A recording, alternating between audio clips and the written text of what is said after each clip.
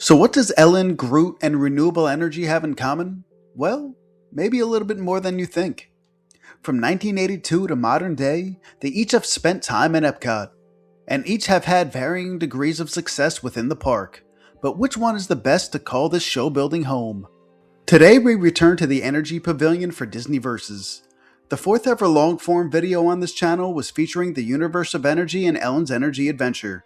But in 2022, Guardians of the Galaxy Cosmic Rewind has thrown their hat into the ring to make this a triple threat match. Last time we saw Ellen come away with the chip, but can she go 2-0 as Starlord enters the ring?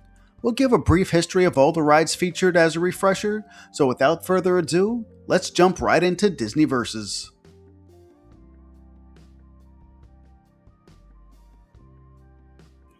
October 1st, 1982, the Universe of Energy debuted with Epcot's opening day. The attraction was sponsored by Exxon and attempted to teach patrons the intricacies and different variations of energy. The roof of the attraction itself was covered in 80,000 solar panels, and the power generated from the solar electricity helped power the huge ride vehicles this ride was known for. But the ride vehicles weren't the only huge thing Universe of Energy was known for. The ride duration was a whopping 45 minutes, with 4 different theater rooms and the primeval diorama featuring super cool dinosaurs. The ride was incredibly unique, but unfortunately, not incredibly popular.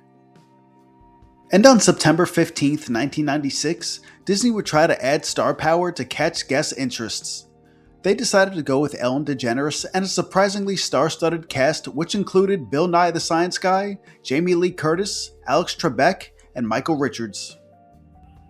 The plot revolved around Ellen falling asleep while watching Jeopardy! She has a nightmare where her old college rival, Stupid Judy, played by Jamie Lee Curtis, along with Albert Einstein, are destroying her in the first round of the game show. Bill Nye shows up right before the second round, and the duo go back in time to learn all about energy. Of course, Ellen makes her comeback and sends the crowd home happy. All the movies are obviously all changed, but the dinosaur scene remained mostly untouched, besides adding Ellen as an animatronic to certain scenes. The ride would remain the same until August of 2017.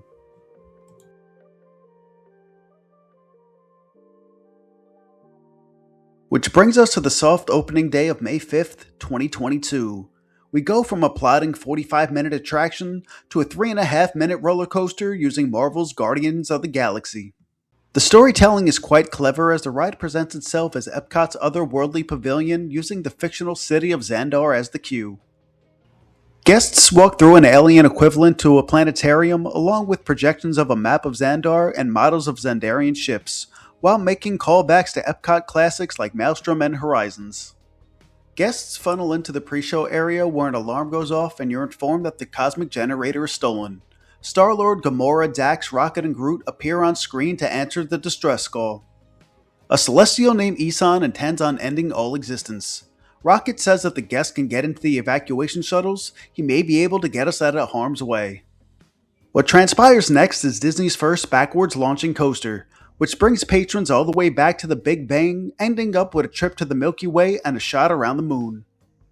All while one of 6 songs from Starlord's playlist blasts overhead, which gives this attraction rewrite ability to experience all 6 songs this ride has to offer. Guardians of the Galaxy Cosmic Rewind couldn't be more different from the other 2 rides that came before it.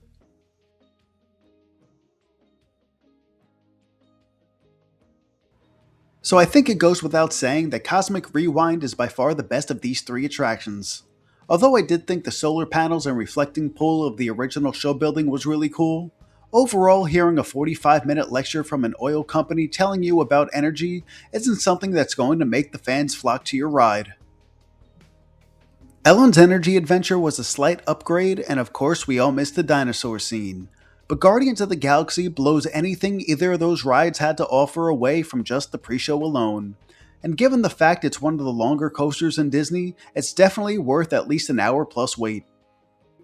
Storyline-wise, having a fictional Epcot pavilion within Epcot is ingenious, and the attention to detail of making a queue feel like an interplanetary theme park was an attention to detail I sure wasn't expecting. But for someone who isn't a huge fan of thrill rides, I came away super impressed after riding Guardians of the Galaxy. But that'll do it for this episode of Disney Versus. Let me know what other videos you'd like me to cover in the future, and as always, Drop a like if you enjoyed this, subscribe if I earned it, and thank you for watching.